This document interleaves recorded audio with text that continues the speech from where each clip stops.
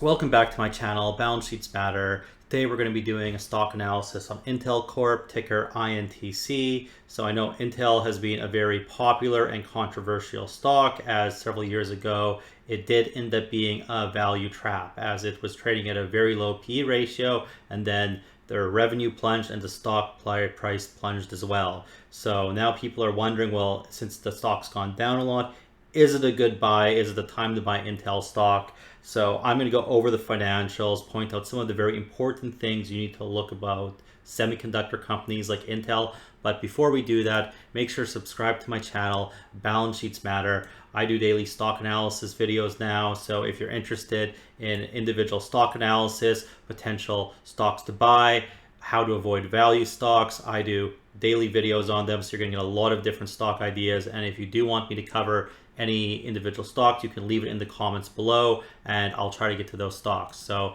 let's now dive into basically Intel. So let's just jump in right into their 30-year financials here. And you can see in the last 10 years, they've averaged about 6.5% of revenue growth. But recently you can see a huge plunge of negative 27%. You're still going up and up and up, and it just completely crashed. Basically, Intel has been losing their competitive edge a little bit.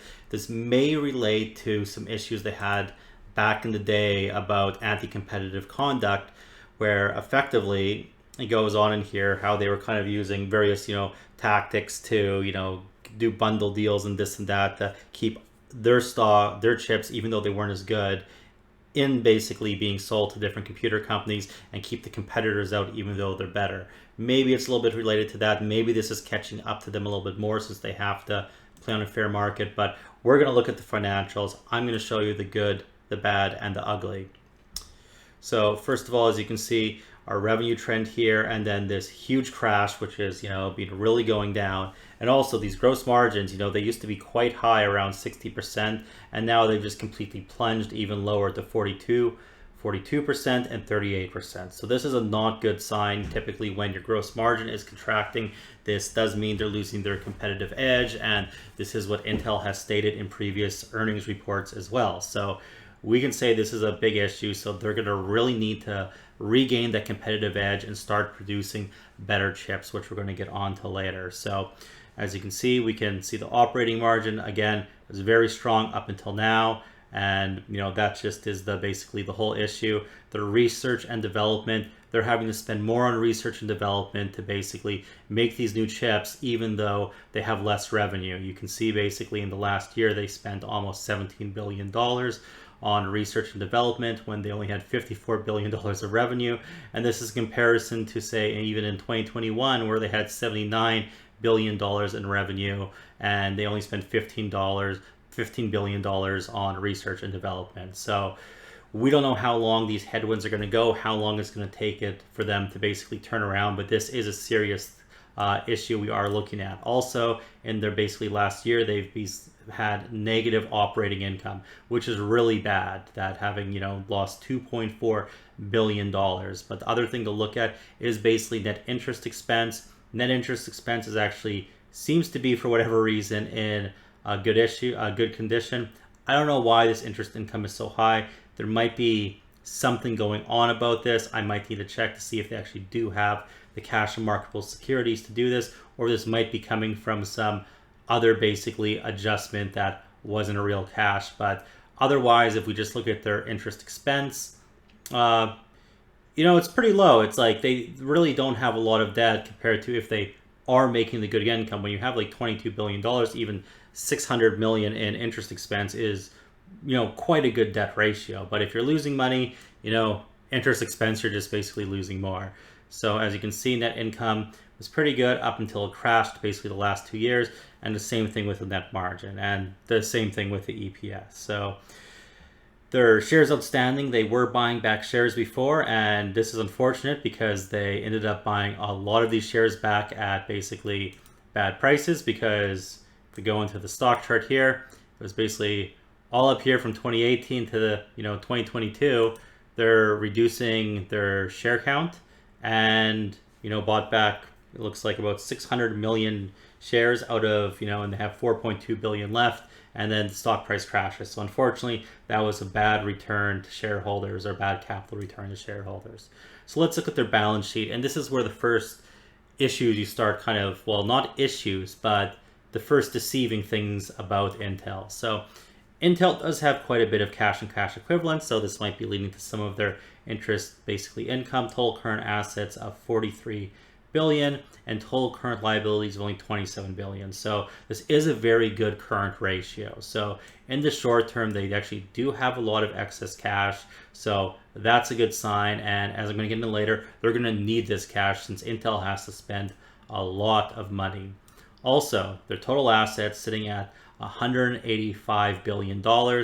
27 billion is goodwill, but we're going to get into this later because a lot of this is basically this gross property, plant, and equipment. And when we compare this to their total liabilities, as we already know from their interest expense, they have relatively quite low debt. It's only $81 billion of liabilities. And it looks like they have $100 billion in total equity. So you would think that, wow, this is a really good company. Even if we take out the goodwill, we're still sitting above $70 billion of total equity. But this really isn't true when it comes down to how the accounting rules work. So I'm going to explain this by going into the cash flow. So basically, when you buy a capital expenditure, your purchase of plant, property, and equipment, it's going to go as an asset on your balance sheet, and then you're going to basically depreciate it over a fixed schedule. Sometimes for buildings and some stuff, this and that can be 20, 30 years, even though in some cases you need to maybe replace it actually earlier. And this is basically what we see in Intel's case. So you can see, for example, even in a lot of years back here in 2011, they depreciate $6 billion, but the purchase of plant, property, and equipment was $10 billion. They're also doing acquisitions of other businesses on top of that too. But let's just focus on the purchase of plant, property, and equipment versus the cash flow from depreciation.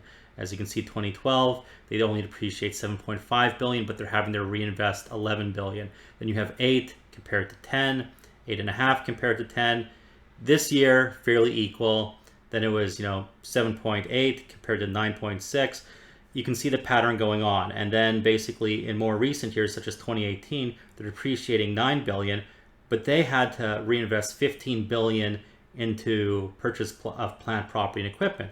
The year after that, it's 16 billion, 14 billion, 20 billion, and 25 billion. And all these years, they're maybe averaging about $11 billion of depreciation. So especially in current years, now the amount of reinvestment of plant, property, and equipment compared to what they're depreciating is basically double the rate. So what we're seeing on the balance sheet is not actually accurate for their assets, because the depreciation schedule of their equipment seems to be at a slower pace than they're in reality actually having to buy new plant, property, and equipment.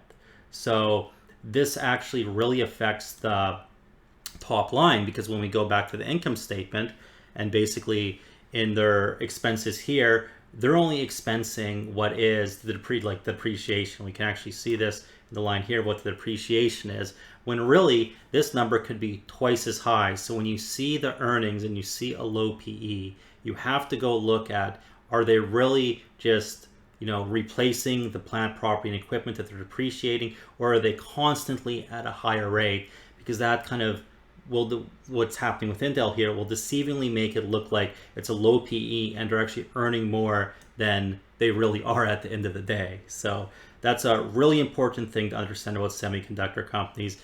Intel is basically guilty of this. Well, they're not guilty of it. It's just a fact. But this is why a lot of semiconductor companies, when this is happening, value investors fall for the trap, because they look really cheap, but in fact, they're sometimes having to spend twice as much money than what's actually being expensed for this purchase of plant, property, equipment. And the strong balance sheets, all an illusion. So basically before, they were purchasing back a lot of stock, but they basically bought high. You can see in like 2018 and 2019 and 2020, right when the stock was at the highest, they dumped, what was this, like almost $40 billion into the repurchase of stock there. And they have been paying their dividends still. That's about $5 billion a year. Looks like they scaled it back a little bit. I wouldn't say with the strength of their balance sheet right now, they're going to cut the dividend, but if they keep getting headwinds and they keep getting losses going forward, they may actually start to cut the dividend. But as we went before, the balance sheet is actually quite strong in the current assets at least, and they do have a surplus of cash, so they should be able to afford this basically dividend going forward. But also you have to consider that cash may be used to basically, reinvest in, the company to re-get their competitive edge. And then you can see free cash flow, it was really good up until the last couple years. So let's pop into the interactive chart here to get kind of a relative analysis and also look at some of the analyst estimates here. So we'll let that pop up here. I first want to just look at the analyst estimates here just to kind of, show you something interesting.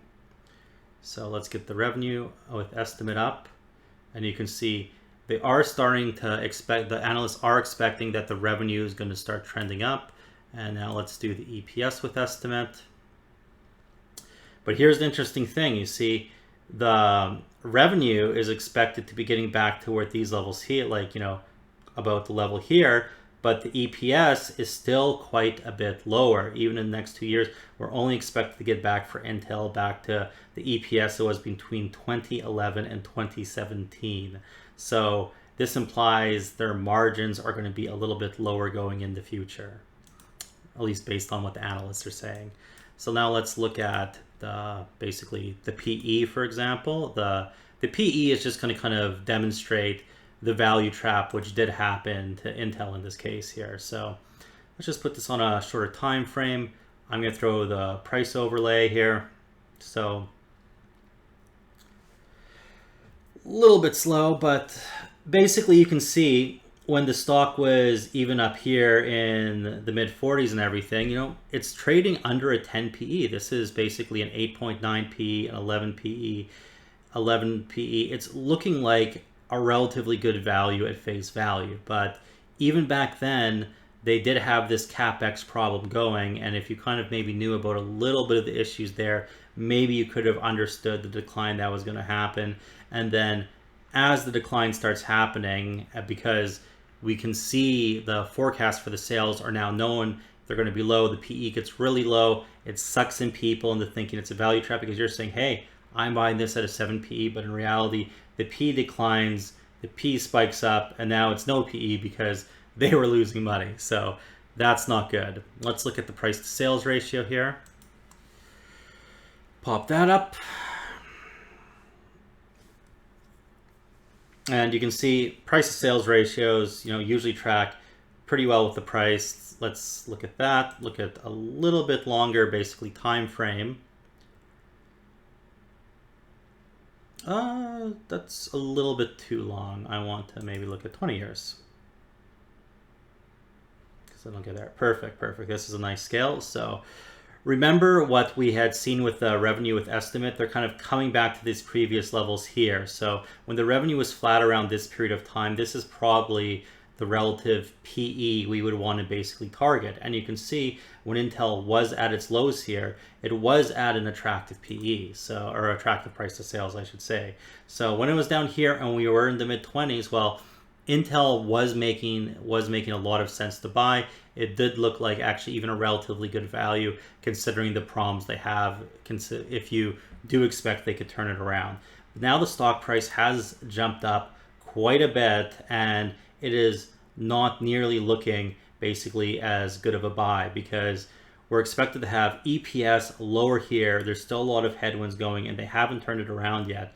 And we're kind of, compared to this period here, in the mid to upper range. So I do not think Intel is a very good price right now. I think that there is a good chance it could basically pull back. I'm kind of thinking that, maybe here would probably be a resistance for it. So if you are big holding some Intel, like, I don't give financial advice, but if I was, I would be trying to sell it into some strength, since likely Intel, I think, is probably going to pull back, retest in the 20s, maybe the high 30s, and then by then you'll actually see if the company's a lot more on track and where things are going, and you're going to be able to probably buy it at a better price, in my opinion, and potentially get better gains, because right now it is just, when you're paying basically this high of a price to sales and the net margins are expected to be lower than before, this is just looking too expensive for me at the current time. So I hope you liked this stock analysis video. I hope it gave you some insights about Intel. And remember to subscribe to my channel, like the video, and if you want me to look at another stock, leave it in the comments, and I'll see you in the next stock analysis video.